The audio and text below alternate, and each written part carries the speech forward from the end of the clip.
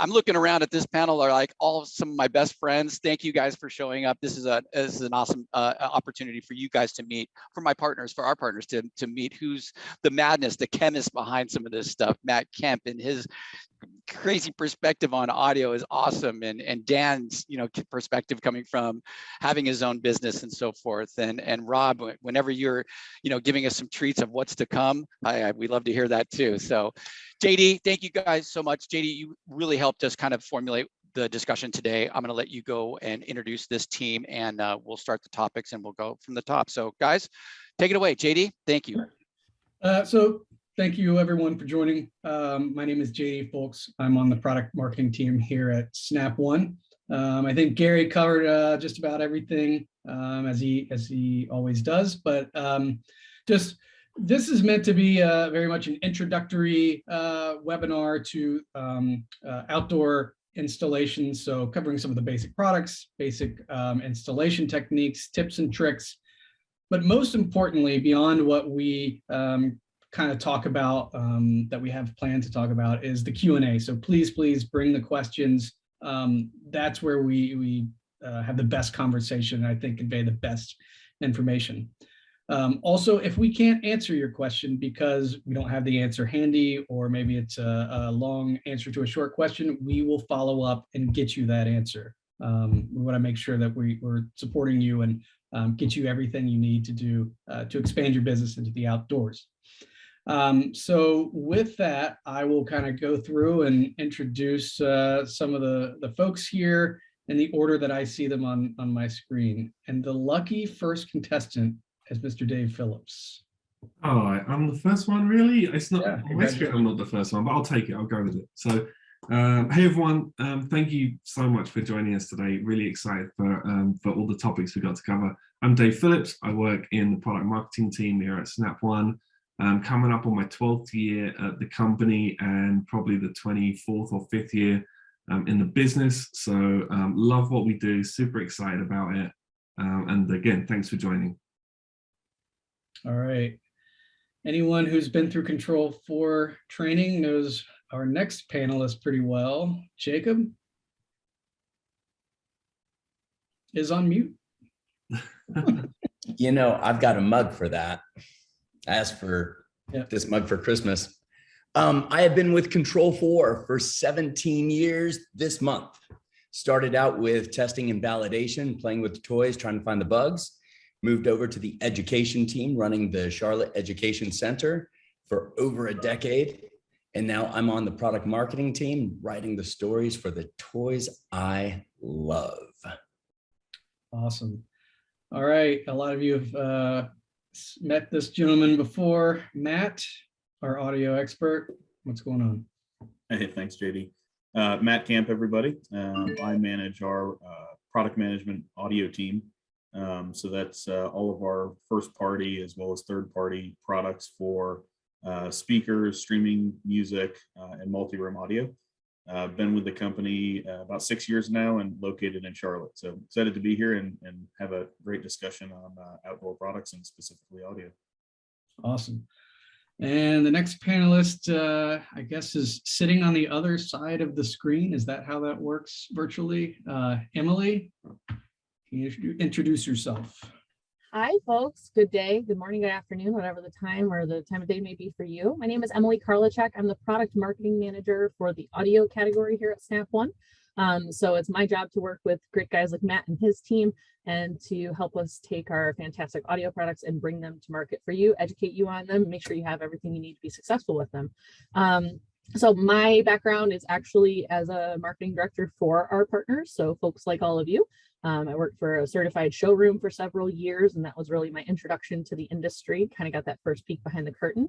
And now I've moved on to the team at Snap, and hopefully I'm bringing a voice of partner and a partner advocate perspective to the team, which is already highly aware of that. So thank you so much for being with us. I'm excited to talk about outdoor today. All right. Next is the man about town, Rob Burnett. Thanks, JD. Good afternoon, everyone. My name is Rob Burnett. I'm the product manager for Sunbright TV, Dragonfly film screens, and our 3P projector offering here at Snap One. Been with the team about 4 years and excited to hear some of your questions today. All right, now we're getting into the brain trust here. Dan. Hello, I'm Dan Wilkie. I'm part of the sales engineering group. I reside down in Florida, so I cover the Florida market. I've been with Snap Control4 for about 5 years, and previous to that, I owned my own integration business for 15. Awesome. Jason? Jason Howling here. I lead, I think probably the best team at Snap One is the sales engineering team. So I have a huge knowledge base behind me. Just so you know, we're going to be about a team of 50 worldwide here by the end of the summer. And ask that you leverage my guys for some experience and knowledge that when you're out in the field, feel free to pull us in on a new project that maybe might have a new product that you're not totally familiar with. We'd be happy to be out on site to help with that first integration. So I'll let it go at that. Thanks, guys. All right. Lucas? Hi, everybody. Lucas Knighton. I'm a sales engineer. I live in Phoenix, Arizona, cover the southwest part of the United States. So happy to be here and talk a little fun electronic gadgets. That's my favorite thing. So good times. Lucas, you probably have the most challenging territory when it pertains to outdoor solutions. We always use Arizona as the guinea pig for the worst case scenario. Yep, for sure. Yeah. All right. So speaking of deserts and putting things into the desert, and maybe some things work and some things don't. Rob, outdoor TVs, you're in the desert, or maybe you've got a snowy climate. Why would you use an outdoor TV instead of just buying a sleeve of your local Costco special and putting it outdoors? That's a great question, and one we really get all the time.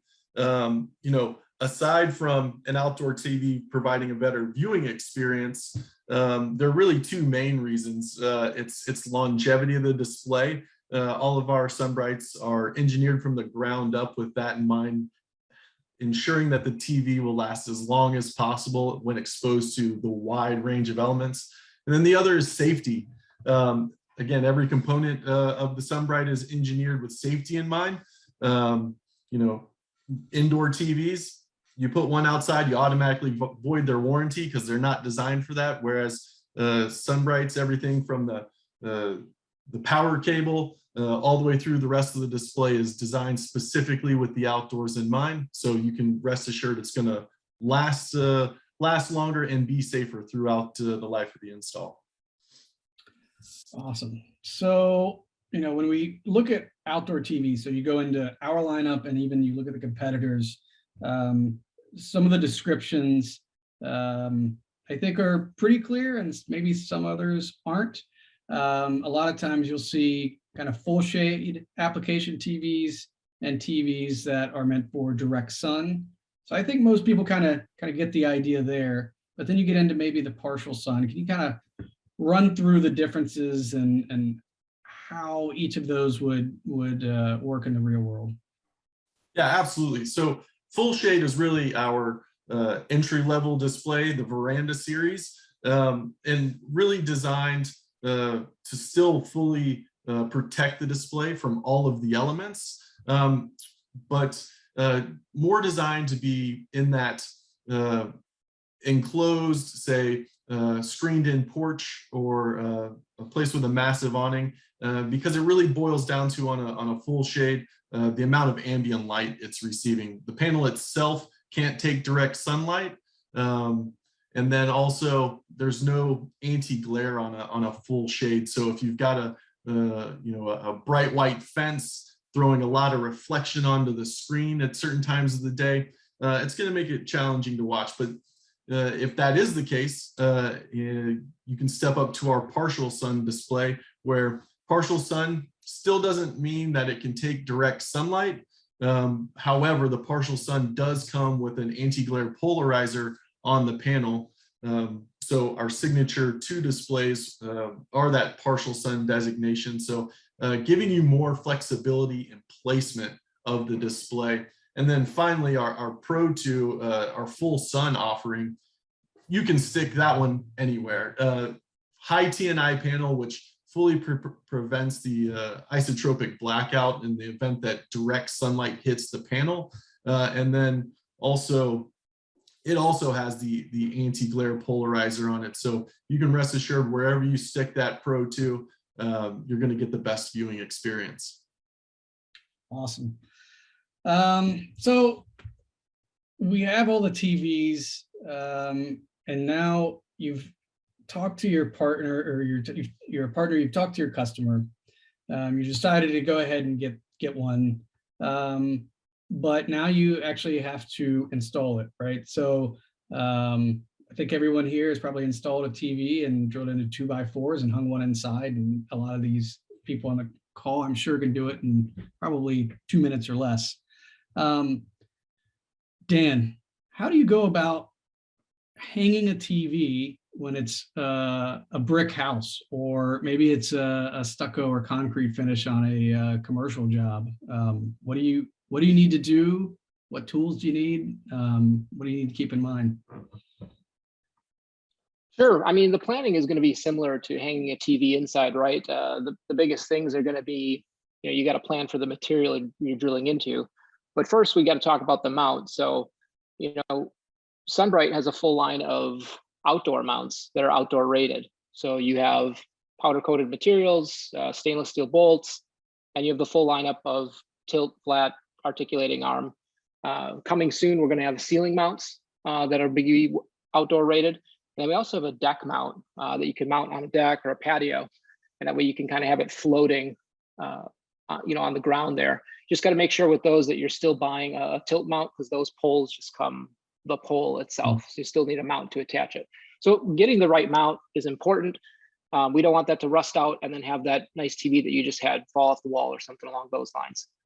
Then as far as the material, if you're looking at stucco or something like hardy plank siding, most houses have a wrap of 3/4 inch plywood behind them. So you could always run that test drywall screw through there and just make sure that it grabs onto something. And hopefully if it does, you can still use something like you were doing inside, a lag bolt. But when it comes to concrete and brick, you just want to make sure you have that hammer drill at the ready. I personally always liked using an SDS hammer drill. They're a little bit smoother than the hammer drill combos. So if you got that at the ready, and then Tapcon screws were always a big plus. That way you don't have to put an anchor in the wall, but of course you can do holly wall anchors, concrete anchors, anything that you can find at your local home improvement store. Got it. Rob, we have a couple different types of sound bars for Sunbright. What's kind of the main differences between them? Yeah, so we have two primary types of sound bars. They're both passive sound bars. Really, it comes down to build materials and audio quality. We kind of give a good and a better offering here when it comes to sound bars. But you can rest assured, no matter which one you choose, you're going to get reliable audio out of them in any weather condition, as they're constructed very similarly to the Sunbright itself in terms of being able to withstand all of those elements. So while we have multiple, we also have multiple sizes, so you can get the right look and feel. You want the sound bar to be the same width as the TV. So multiple options there to fit really any install. Are they both meant to be powered by the TV, or do you need outside amplification for them? They're both passive, so they're powered by the TV. Got it. All right, so you now have this great TV hung out there. You've got a sound bar so you can enjoy the audio, but you need content. Dan, how do I get content out to the TV? Well, content's going to be sent just like you would send it probably to a regular display. The beauty is on the back of those Sunbrights, we have a weatherproof media bay. So that door will swing open and it's quite large what you can fit in there. I myself have a MOIP HDMI receiver in there. We've seen guys put EA controllers for those Control4 partners that we have. One note on the EA controllers, if you're doing it and you want to broadcast Zigbee from that, you are enclosing that in a metal box. So make sure we get a external antenna on there at a minimum to get that out. And then the same is kind of goes true. I mean, we could fit a Roku, an Apple TV, a Fire Stick in there as well. Just make sure with those also, hopefully we have a wired connection there, because we don't want the same thing to happen, right? As soon as you close that media bay door, that wireless signal may get real low. We can also fit a watt box in there. So like our smaller 2-outlet watt box, those can fit in there as well. And if you're doing a Balun kit, something just an HD base T, that's not going to be a problem either. I don't think you'd have an issue fitting probably 2 or 3 of those items in that media bay. It's quite big. And on top of that, the Sunbright TVs do have an HD base T built in as well, a receiver. So if you're doing an HD base T solution, you don't necessarily need the receiver in the media bay of the TV because it has one built in already. Got it. So now we have a TV, we have a picture. What about kind of the atmosphere and wanting to have audio out there? Emily, you've been on the partner side before. Why should we be trying to sell audio out to our partners when we're walking, or to our customers? You're walking through, you're kind of going through maybe a whole home audio system. Why should you kind of walk them outdoors and say, hey, what would you like out here?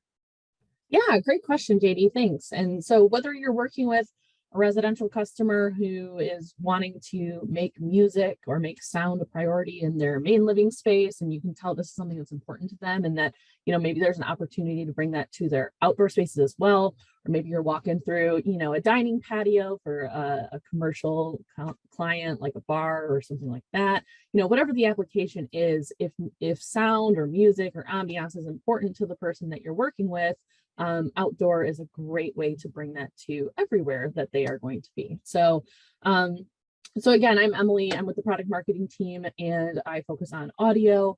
And I'm here to kind of help answer that question, which is, you know, why should you as a dealer be selling and installing outdoor audio? And simply put, outdoor audio is transformative. So it can turn, you know, a cookout into a full-blown celebration, those summer evenings with a partner into lovely date nights, pool time into party time, and it just adds that perfect touch of ambiance to all of the special moments that we're having in all the areas of our space. So for your customers, outdoor audio is a great investment for a lot of reasons. So we're living in the since COVID world, and I don't think that we're ever going to go back to the pre-COVID world. So folks are continuing to maximize every inch of their space inside and outside. So when you're able to bring some of those elements of entertainment, news, podcasts, all of that outside, you're helping them to maximize that every inch of square space. And then for every event, so it could be, you know, an intimate backyard dinner to a barbecue to a wedding reception, whatever the case may be, whatever you're celebrating, outdoor audio is going to set the right mood and keep everybody on that same vibe. It's great to whistle while you work when you're outdoors. For me, definitely the right playlist makes for the right attitude when it comes to accomplishing things around my yard. And I'm sure that's true in commercial as well. And outdoor audio is going to really enhance property value for both residential and commercial spaces. So that permanent, discrete installation means no fuss for your customer when seasons change or when inclement weather rolls in. So it's we don't want to say set it and forget it, but we're about as close to that as we're comfortable as being. So that said, you know, it's pretty obvious why your customers would want to have outdoor audio in their spaces, but what's in it for you as the dealer? So audio really is the gateway to outdoor projects. So if a customer can imagine their favorite outdoor activities made better by music, then once they're imagining that possibility, you can expand their mind to imagine any possibility and all possibilities that might work for their space. And that's going to make you that trusted high value partner for them. The durability of outdoor audio makes it a really low risk installation in terms of truck rolls. And if you take that and turn that into a seasonal startup or turn down service, you can do things like a simple system diagnostic, wire and cable check, cleaning, other easy touches around this equipment, and create both a recurring revenue stream and a reason to be on site and look for that next sales opportunity with that customer. Of course, the aesthetics and the performance of these products have come a long way in the last few years. So that value proposition be value propositioning, and it just keeps increasing, which is good news for you and your business. When you're cooperating with other folks on site, you know, your landscape designers, your outdoor kitchen and spa and pool folks, all of those people, those are great referral partners for you to make friends with, build those relationships, and then build up your project pipeline. And of course, we all know the more areas of customer space that you can provide a solution for, the bigger and the more lucrative the project will be. Obviously, outdoor audio is a great addition to residential projects, but it's also commercial as well. We've seen a huge increase in outdoor dining since COVID began. So bars and restaurants, they're investing in their outdoor dining areas and trying to really squeeze the juice out of whatever their outdoor warm season looks like before the slow of the winter sets in, whatever that looks like in that area. So office buildings, hotels, event centers, shopping areas, walkable downtowns, all of these spaces where people can be kind of outdoors but still together, you're seeing the increased foot traffic, and these spaces and the people who own them are upping their game and wanting to bring the ambiance of outdoor audio to the delight of their visitors. So I don't know if I could make a better case for outdoor audio than that. But next up, we have Matt and Dan from our team. They're going to talk about some different types of outdoor speakers and systems, some of the installation best practices, stuff like that. So thanks again for being here. Appreciate you guys. And Matt, go ahead and take it away. Yeah, thanks, Emily. Yeah, I'll just echo everything you said. I mean, within the audio group, we really think of our outdoor audio solutions as an extension of the home or the commercial space. And so it really is probably one of the most underutilized and underpenetrated weapons that you guys can have to increase the experience for the end customer, increase your profitability. And we have a number of ways that we do that. We really strive to have a solution for any application that you guys might encounter. And I really like to break down our audio solutions into 4 buckets. So we've got architectural solutions, and I'll kind of come back and touch on what each one of these means specifically, but we've got architectural, landscape, surface mount, and soundbars. And so starting with soundbars, since we talked a little bit about that earlier, Rob and JD touched on it. A soundbar is really intended for when you just want a better audio experience out of your TV. Obviously, oftentimes TV speakers are not the best audio experience. And if you want a more premium experience with relatively minimal effort in terms of installation, a soundbar is a great solution. All of our outdoor TVs have built-in amplifiers that you can just hook the soundbar right up to, mount the soundbar either to the bottom or the top of the TV, and you've got a really good audio experience. Going back to architectural, very similarly to how we do indoor audio, with 2 speakers or a 2-channel system indoors. If you just want localized audio in your outdoor space, typically these are small to medium-sized, covered areas that are exposed to outdoor elements. You'd want to use an architectural type speaker. We offer these both in single voice coil or dual voice coil speaker options. So again, depending on whether or not you want a pair of speakers outdoors or a single speaker outdoors, in that kind of localized area, our architectural offerings are great for that. So examples of where you might use architectural speakers, things like covered patios, bathrooms, shower rooms, pool houses, open concept restaurants. So anything outdoors that you would want to install the speaker into a ceiling or a wall, relying on that, what we call an infinite back box from the ceiling or the wall to provide that acoustical reinforcement. So that's kind of architectural. If you're looking for more of a discrete audio solution that fills more of your outdoor space and kind of projects outwards, typically you would use a surface mount solution. So we've got a different variety of surface mount options from 4-inch up to 8-inch black and white. We've got 70-volt options, 8-ohm options, but this is great for when you have patios or restaurant outdoor seatings or pools, gazebos, fireplaces, anything that you want to mount your speaker to a hard surface and then project the sound outwards. The evolution of outdoor audio has kind of taken us from these localized / point source type solutions with architectural and surface mount to how do we get the sound out into the space that we're really utilizing and living in. And so for more of your, broad or wider coverage audio solutions, for really, full outdoor applications, you typically go to a landscape system. And these landscape systems are often designed to blend in with your surroundings. And so we've got a number of, landscape type products that are intended to imitate, uplighting. We've got rock speakers that are intended to blend in with your landscape if you live in kind of a rocky area or you want to hide it into the bushes. But these systems are really designed to put out into the yard, out into a pool or a deck or a beachfront type area and project the sound back inwards to create more of an enveloping type experience. The other benefit of landscape systems is that they're really flexible and scalable, in the sense that depending on how big of an area you have, you can scale your system to one or many, oftentimes 30, 50 speakers in an environment, depending on how big it is. And obviously the bigger the environment, the more speakers you would utilize. So yeah, that's kind of the four primary applications of outdoor type audio that I would bucketize our solutions into. So one thing, I think Kathy had a great comment on how you or how they use it, outdoor audio, to help sell. So she says, especially multi-zone audio outdoor is fantastic. We have installed a multi-zone so that we can demonstrate the sounds of birds or ocean or thunderstorms, crickets, frogs, etc. in another zone, and music in another. She said it creates experience, ambience like no other. And the most important line of it all, plus it's great for sales. So thanks for the comment, Kathy. But for everyone else, please ask questions. You can ask specific technology questions. How do I do X? A lot of brain power here to take advantage of. So please use it liberally. So Matt, you went over multiple types of speakers. When do you kind of choose 8-ohm, traditional 8-ohm speakers versus going to like a 70-volt true landscape system?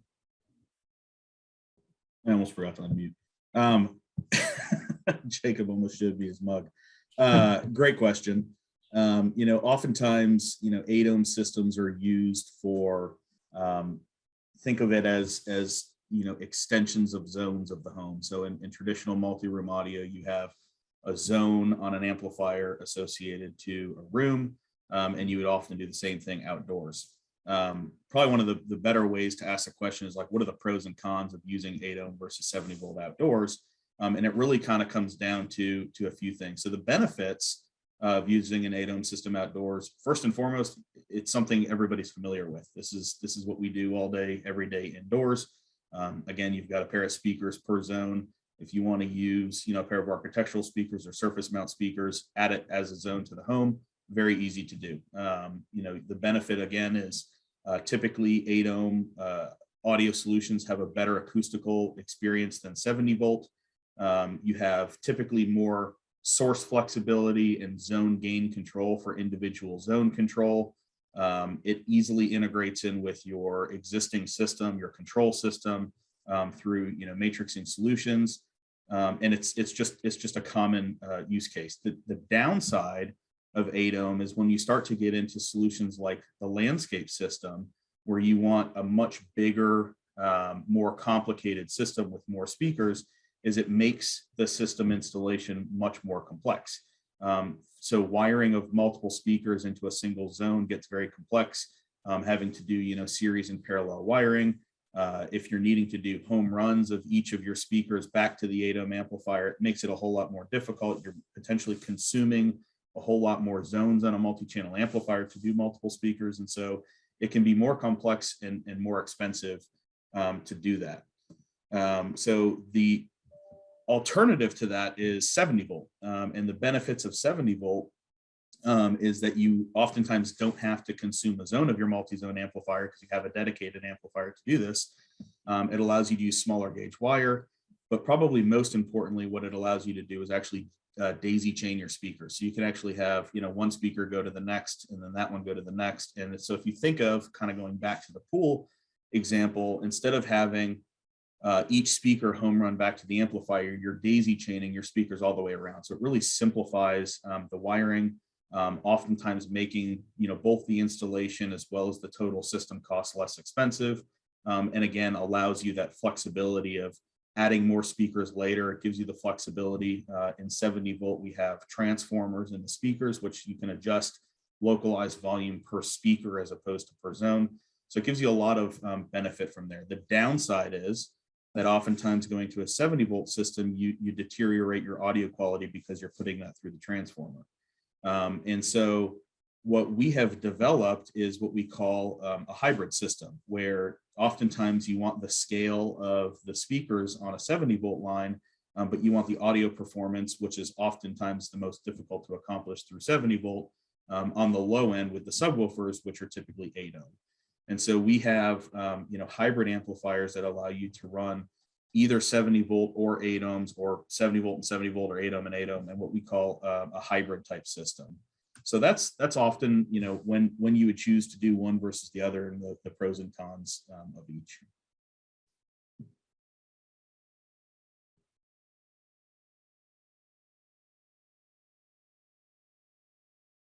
Now you're on mute, JD. So we've gone through kind of how to sell them, got them on the hook. We've run through the speakers.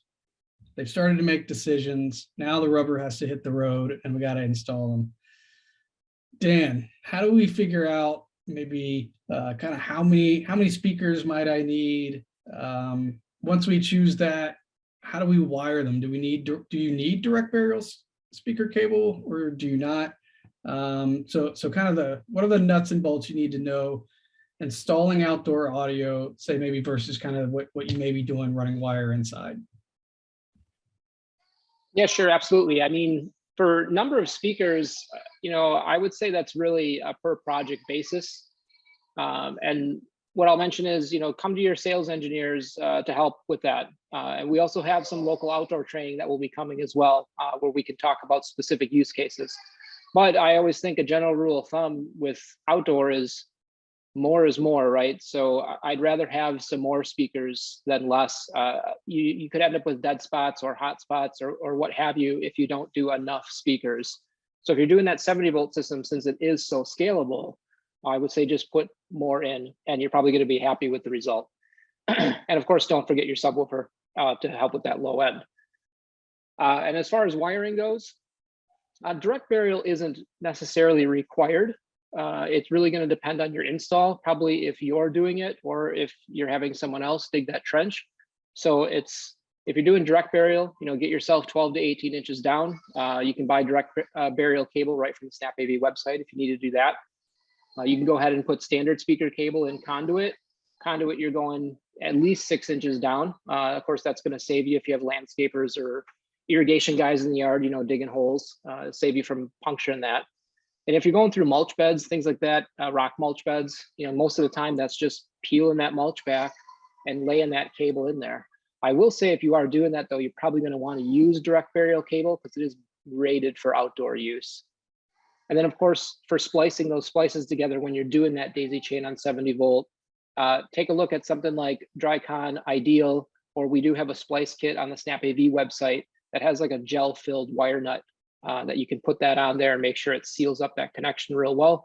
And then maybe even look at something like some rubberized self-sealing tape that can get around that wire nut and get that all sealed up. And then of course, for maximum weatherproofing, maybe you want to go ahead and get like a plastic PVC box that's outdoor rated and do all that same stuff, but do it inside the box and then get that sealed up as well. And then the trenching itself, guys, electricians and landscapers are your friends. Slip them a 20, slip them a case of beer, see if there's somebody else that can go dig that hard trench for you if that's what's needed. Yeah, the other thing, Dan, I think we talked a little bit about this in the last session as well, is really just thinking about placement of the product as well. I think it came up with subwoofers and reinforcing the subwoofers in the ground, but the other thing, obviously, to just be aware of is where you're placing the product. You don't want to put it next to a sprinkler head. All of our outdoor products are IPX5 rated, but having that high pressure, sprinkler head next to a speaker can potentially damage it. You don't want to get water up underneath the canopy of the subwoofer, think about where, downspouts for gutters are. You don't want, rushing water going across, any particular product. You don't want your speakers to be kind of in a low spot where it could potentially flood. So I think those are, all things just to consider as you're installing, the product outdoors from a reliability perspective.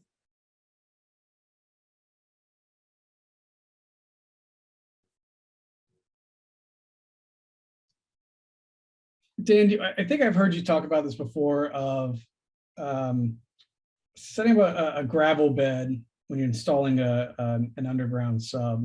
When would you do that, and what's the application there?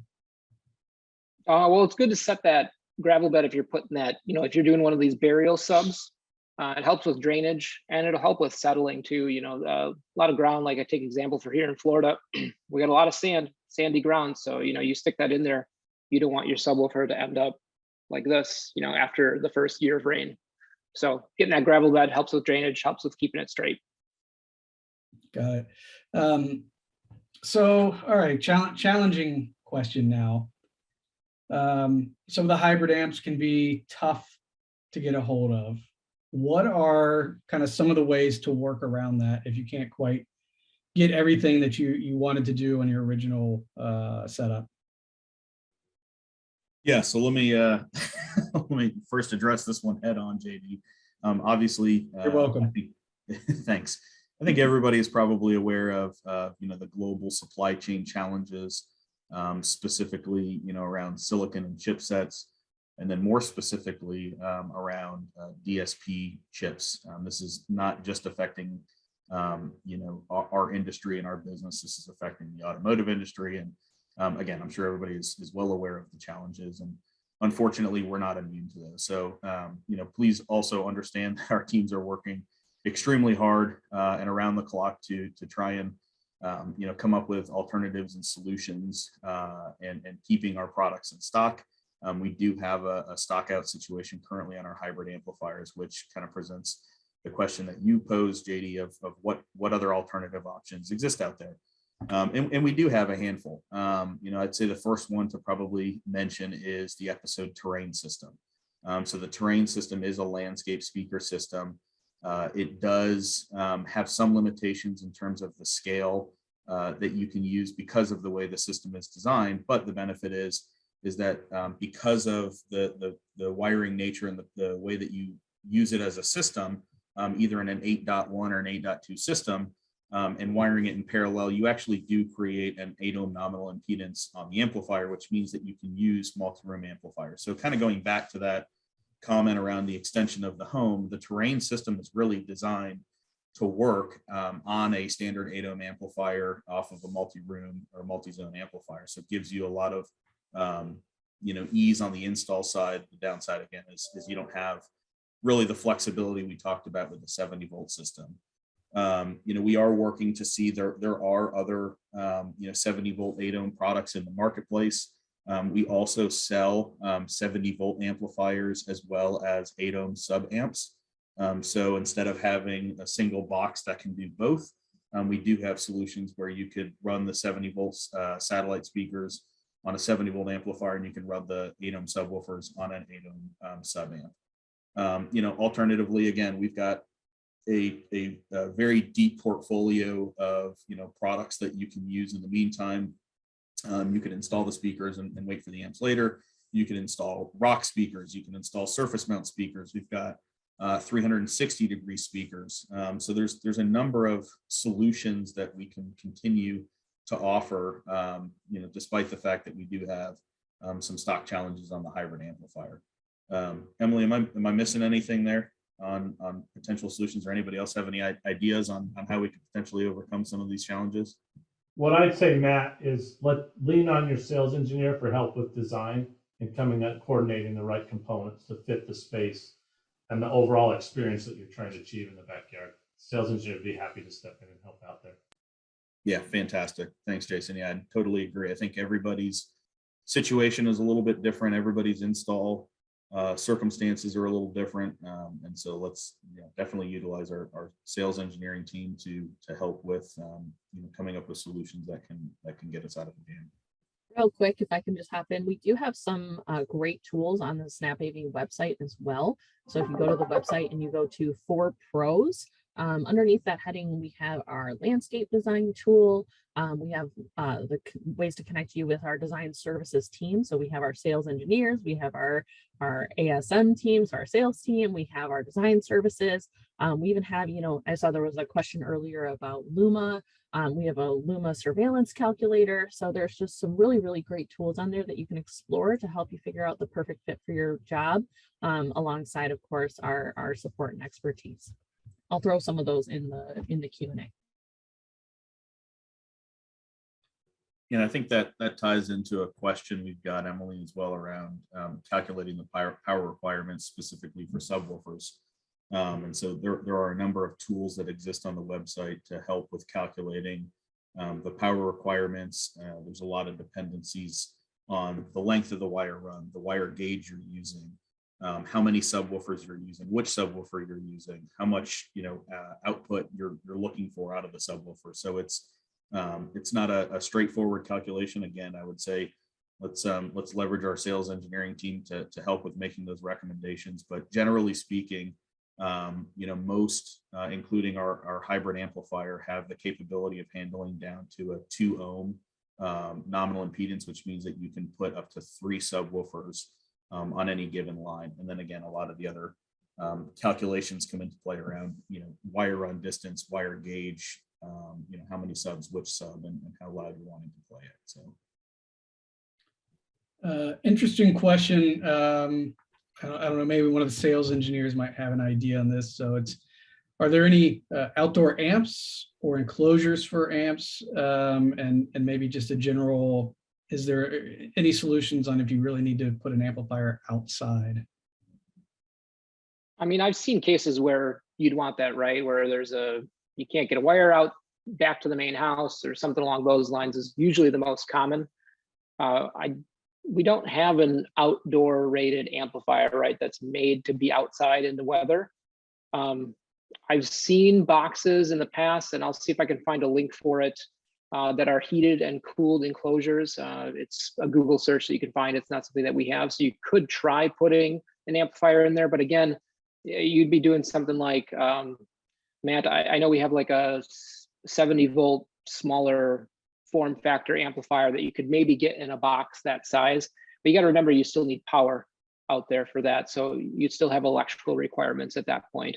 I would say if you really needed one out there, if there's something like an outdoor kitchen or some sort of cabinet space that's partially covered, that would probably be your best solution. But again, our amps aren't rated to actually be outdoors.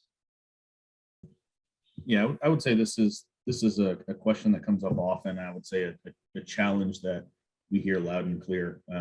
The data has informed us that oftentimes outdoor installs are done as a separate system, not part of the larger system. And so I think in cases like that, there's absolutely a desire and a need for outdoor amplifiers. As Dan mentioned, the challenge with that is you still need power and you still need a source. And so most of the time, if you're using the outdoor zone as an extension of the home, the source likely lives within the home, and therefore you need to get it outside the home. So it's really the challenge of how do you get through the foundation of the house, and what challenges present itself with respect to power control and source, making it part of the larger system. But we definitely hear you, and these are all things we're taking into consideration as we look forward to plan our product development roadmap and future solutions that we're going to be working on. So I got another question, maybe towards Rob, is it's about the remote control considerations for outdoor, specifically Sunbright. So imagine you have a cable box, you've got DVD. Those specifically may not be made, the cable box outdoor streaming, they're not necessarily outdoor products. Their remote controls aren't outdoors. Ours are, Rob, we don't have any universal remote capability or code learning, do we? Yeah, unfortunately not this time. We definitely recognize that's a gap in the current lineup, and we're in some early discussions around a universal outdoor remote, but nothing at this time, unfortunately. Yeah. Jacob, you seem to be, looks like you were typing an answer on that one. I don't know if you had anything you wanted to add to that. And just like slightly sarcastic, the Control4 app for iOS and Android on your mobile device. Yeah, so obviously Control4 or what our preferred system, obviously, but other control systems that you can go through your mobile device might be a great solution. That's a good point. Thanks, Jacob. Outdoor, so maybe a 3.1, I guess, soundbar plus subsystem for outdoor. What do we have soundbar wise for outdoors like that? Or how would you maybe create the most simple solution to accomplish like a basic 3.1 system for a TV outside? Well, Rob, you can did you take always, that one? Oh, go well, ahead. I'll just mention you can always backfeed that TV audio off the Sunbright, right? It has an optical cable out. So if you need to feed it back to an amplifier, or it's your multi-room audio system and you're taking it out to, if it's a lanai and you got a pair of in ceilings, you're taking it out to your landscape system, or you got a big set of bookshelves outside, I don't know, whatever you want to tackle, right, is going to be fine as long as you're feeding it back into that system. We do have soundbar options, but again, they're limited, right? They're made for that close space. So if you want something a little bit bigger, you're backfeeding it to some amplifier in the home. We do have a MOIP solution that's endpoint to endpoint too. You could do over your network if you already have a network connection there at the TV. So that's something to look at. All right. Any other questions? I see do we have an in-house solution for AirPlay 2? I guess is that an adapter, I guess they're looking for, outside of what you may already have built into your amp. I'm not sure if we have anything that's outboard for AirPlay 2. Not outdoor rated, but I believe the Sonos port does AirPlay 2. I think it would fit in that media box, but you probably want it in the house. Yeah. If you can get it there. Good thought. All right. Let's see. We have recommendations for temperature control for, say, an outdoor cabinet. So if you are trying to keep some of it, basically create an equipment closet outdoors, any recommendations on some sort of temperature control? I would imagine mostly on a hot day, keep some of that equipment cooled. I don't know, Dan or Jason, you've ever run into essentially trying to run a rack outside? Yeah, there's a host of different products that have temperature sensors, and you can do small little 12-volt fans if you want to, cut some holes in a cabinet, have it suck that air through just so there's constant airflow coming out through there. I don't have anything specific off the top of my head that I can think of. Usually I would just buy 12-volt fans from Middle Atlantic or something like that. I don't believe that we resell any through Snap AV directly, but I would just do something along those lines. It's a fairly simple install that you can get going to get some air flowing in there.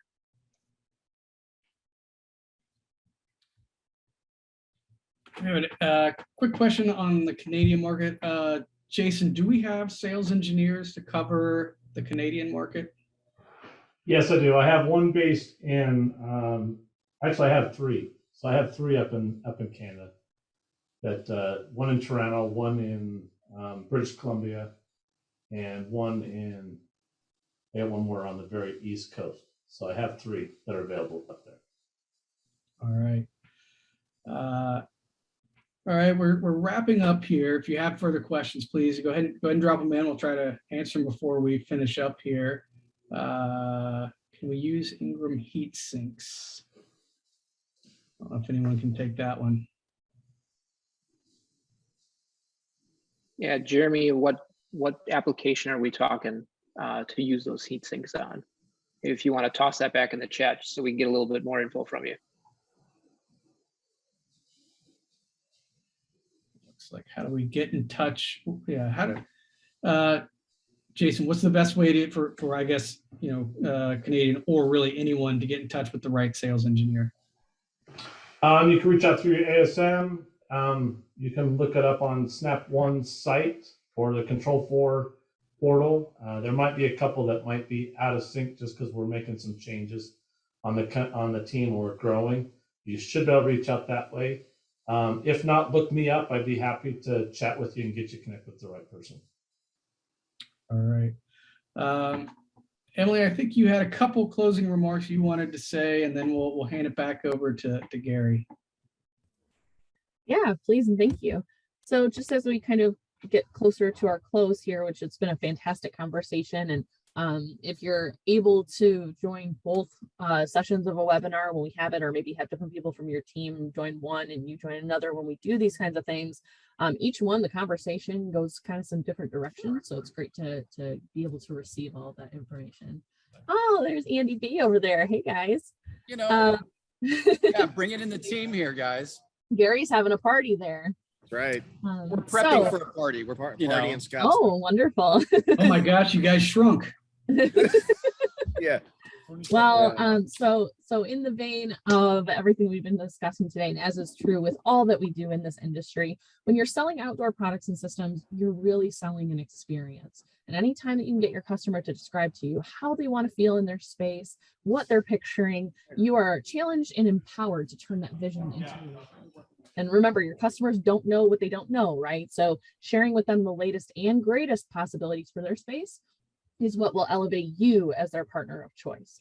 And here at Snap One, of course, we're committed to being your partner of choice. And that means many different things, including sharing our experience and sharing our knowledge to help you be more successful. So as you heard on the call today, we're passionate problem solvers. We're advocating for you constantly in this changing and challenging global landscape. But we see every day how our team and our partners collaborate to make these really incredible experiences possible.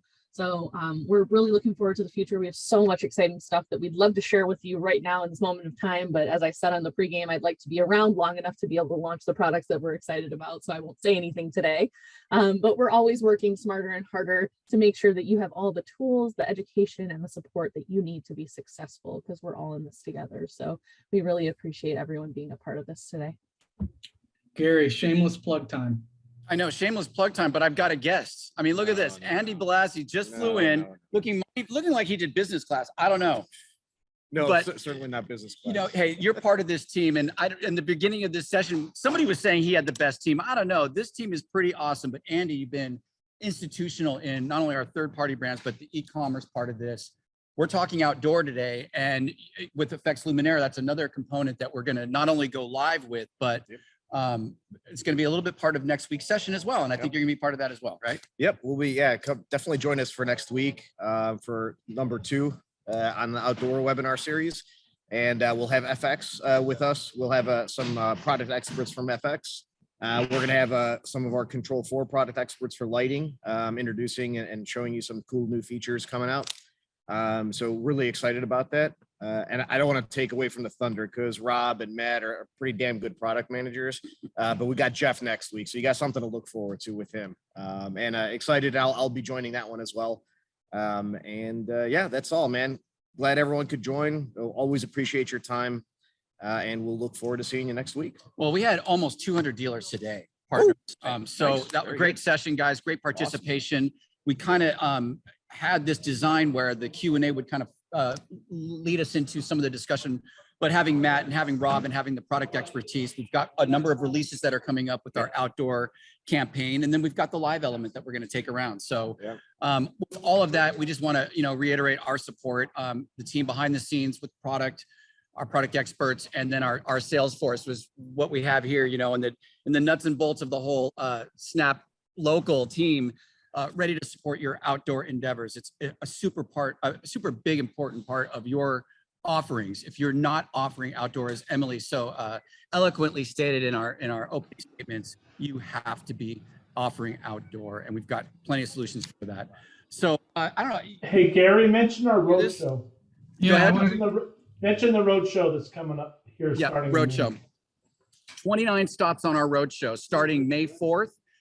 In Oregon and ending June 14th in Houston. That's 29 stops. Jason, you've helped me so much with assembling a team that can travel around the country. We're going to be stopping at our many of the Snap One locals, doing a 2-part training. The beginning part of the training will be an FX Luminaire full-on 2-hour training. We're going to discuss design. We're going to talk about walking up to the job, and obviously the automation that goes with FX Luminaire. And then in that training, surrounded by a great barbecue in the middle, will be Jason's team, like Andy said, really kind of focusing on what Snap products can really integrate with all of this stuff.